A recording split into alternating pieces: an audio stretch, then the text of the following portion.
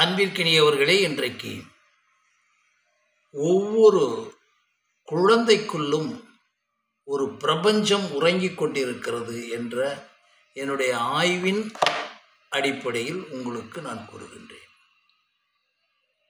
ஆய்வு என்பது குழந்தைகளை பற்றி, குழந்தைகளுக்குள்ளே இருக்கக்கூடிய ஸ்மார்ட்ஸ், டிஎன்ஏக்களை பற்றி, ஒவ்வொரு குழந்தைகளும் தனித்தனியானவர்கள், ஒவ்வொரு நொடியும் அவர்களுடைய உள்வாங்குதலுக்கு தக்கபடியும் அவர்களுடைய சூழலுக்கு தக்கபடியும் அவர்களுடைய மரபணு திறன்களுக்கு தக்கபடியும் அந்த குழந்தைகள் ஒவ்வொரு நொடியும் அவர்களுடைய சிந்தனையில், அதாவது எண்ணத்தில், அறிவில், நுண்ணறிவில், பகுத்தறிவில், அவர்களுடைய மரபணு திறன்களில் மாற்றமடைகிறது. உதாரணமாக, மரபணு திறன்கள் என்று சொன்னால் நீங்கள் புரிந்து கொள்ள வேண்டும். ஒரு குழந்தை இப்போ மியூசிக்கல் ஸ்மார்ட்டில் இருக்கிறது என்று வைத்துக் கொள்ளுங்கள். அதாவது இசைத்திறனில். அல்லது ஒரு குழந்தை இப்பொழுது ஒரு நல்ல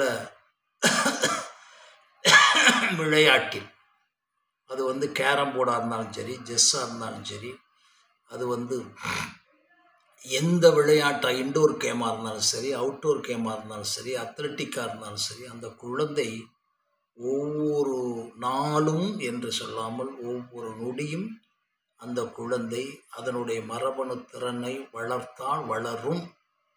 அது எப்படி வளர்கிறது? முதல்ல அதுக்குரிய எவல்யூஷனை உருவாக்கணும். எல்லா திறன்களுக்கும் தான் சொல்கிறேன், எவல்யூஷன் ஆஃப் ஜெனட்டிக்கல் இன்டெலிஜென்ஸ். அப்புறம் அதுக்கடுத்து அது எலிவேட் ஆகும், elevation of genetical intelligences. Then enlargement, அந்த ஜெனட்டிக்கல் மரபணு திறனில் என்லார்ஜ்மெண்ட், ஒரு விரிவாக்கம் நடக்கும்.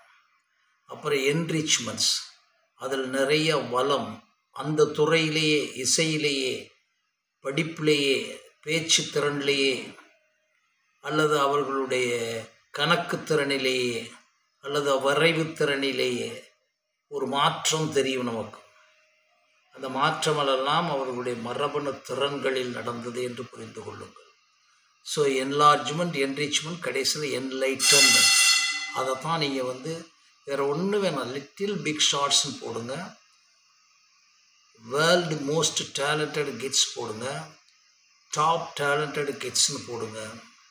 ஒரு குழந்தை, நம்ம நாட்டில் இருக்க குழந்தைய நீங்கள் நினச்சி பார்த்தீங்கன்னா நாம் எவ்வளவு ஜீரோவுக்கு கீழே இருக்கிறோம்னு புரிவீங்க.